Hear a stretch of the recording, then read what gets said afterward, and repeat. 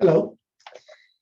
The last Torah portion, Vezot HaBerachah, read on Simchat Torah, includes the following blessing, quote, "May your deadbolts be iron and copper, and may your security last all your days," unquote. Rashi explains that the strongest men used to dwell in the border cities. They effectively locked the country so that enemies would not be able to invade it, as if the country were closely shut by locks and bars made of iron and copper. Indeed, fear of invasion was of paramount concern in biblical days, and still is today in many parts of the world.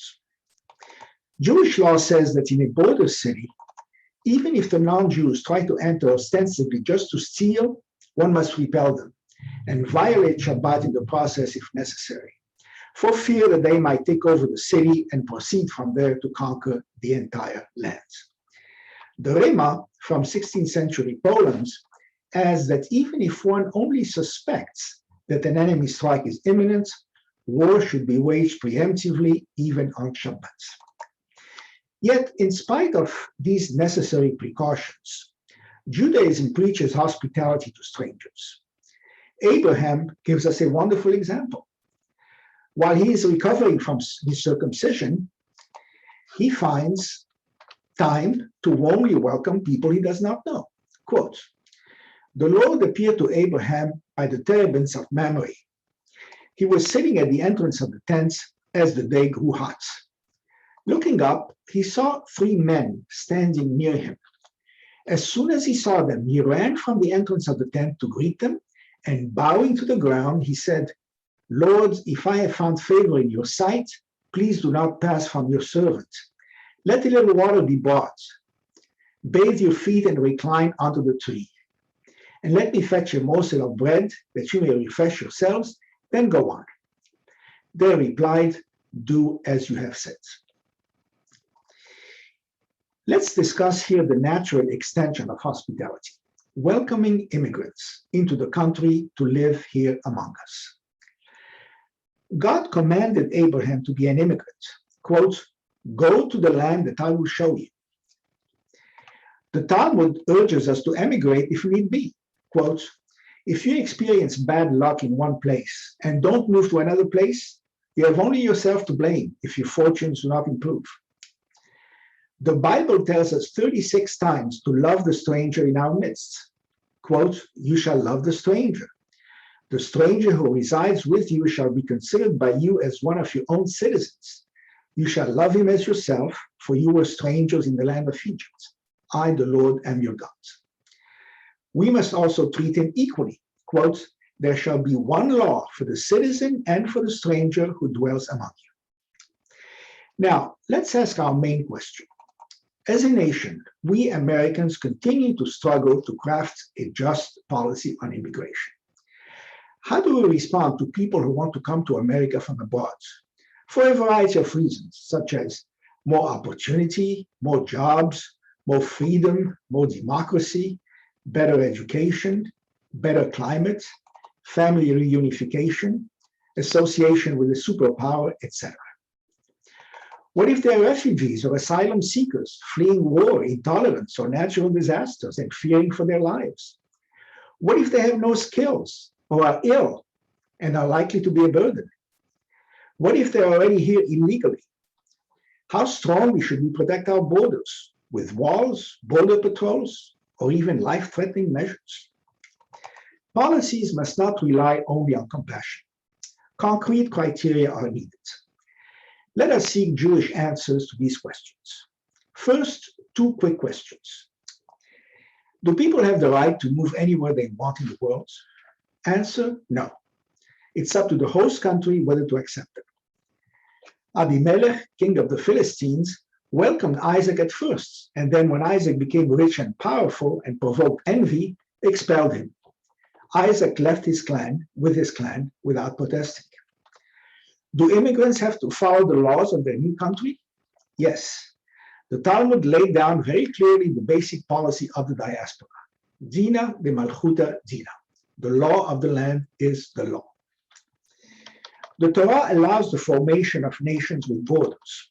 Quote from Deuteronomy, Moses said, when the Most High had gave the Gentile nations their lot, when he separated the sons of man, he set up the boundaries of peoples according to the number of the children of Israel.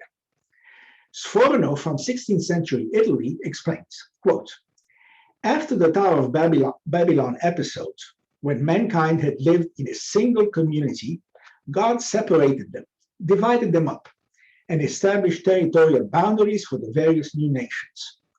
Instead of destroying the people who had engaged in building the tower as a challenge to God, he did not destroy them as he had the generation of the flood, but limited their future scope of influence by assigning only clearly marked territories within which they could be sovereign, unquote.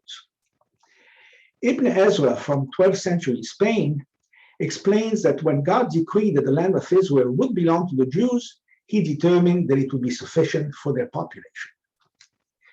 The division into countries is beneficial to minorities. If persecuted in one country, they can move to another country. This would not be possible if the whole world was united. Also, a diversity of nations spurs competition and different views on resource allocation. There is fear that foreign influence would corrupt the values of a country. Maimonides from 11th century Egypt, for example, writes as follows: it is forbidden for us to allow an idolater among us. Even a temporary resident or a merchant who travels from place to place should not be allowed to pass through our land until he accepts the 7 universal laws commanded to Noah and his descendants. As the Torah verse states, they shall not reside in your land. A person who accepts these 7 mitzvot is a ger toshav, a resident alien. Indeed, the biggest sin in the biblical and Talmudic views is idolatry. Maimonides says, whoever denies idolatry admits the whole Torah, all of the prophets, and all that which the prophets were instructed since Adam, even till the end of time. Thus, it is the outstanding commandment of them all. What's the American equivalent? During the Cold War, it was no communists. Today, it is no terrorists. It always was no criminals. That includes entire countries associated with these activities. Does a country have the right to insist that its basic culture and character be preserved? Yes, to a large extent. The Lubavitcher Rebbe writes, every nation differs from every other nation absolutely in several respects: its land, its language, its clans, and its peoples. This concern, however, does not preclude a certain amount of diversity. There is fear of economic turmoil if too many immigrants are allowed in. People ask, would they lower wages for all by accepting lower remuneration? Will they increase unemployment? Will they stimulate unfair competition? The Talmud sets limits on competition. One town can prevent another town from competing with them in the same business, but it cannot if that town pays its taxes and tariffs. But within the same town, competition is permitted. What if they are refugees? Rabbi Mordechai ben Hillel from 13th century Germany writes, quote, if refugees fleeing fear and danger come, the residents may not stop them from attaching themselves and making enough money to keep themselves alive and caring for their households until the fury abates, unquote. This policy implies that they must support themselves and that they must eventually go back. Some say this ruling was motivated by fear of danger to the entire community because non-Jews are displeased when more Jews come. Others cite the unwanted competition. On the subject of illegal immigration, there are 2 relevant Talmudic principles. First, do not reward someone who refuses to abide by the law. En hotei niskach, the sinner should not profit. Second, make it easier for sinners to repent. Takanat hashavim, the decree for penitence. For example, a person steals a beam to build a house.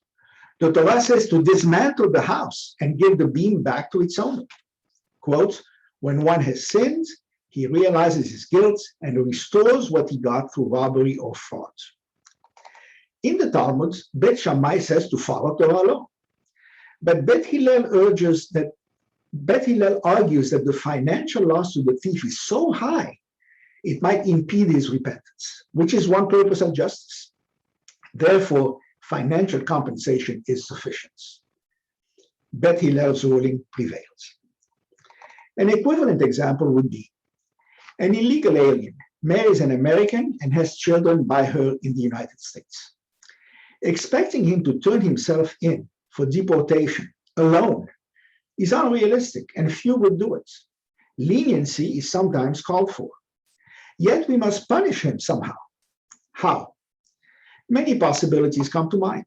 Financial penalties, back taxes, community service, permanent disqualification from citizenship, etc.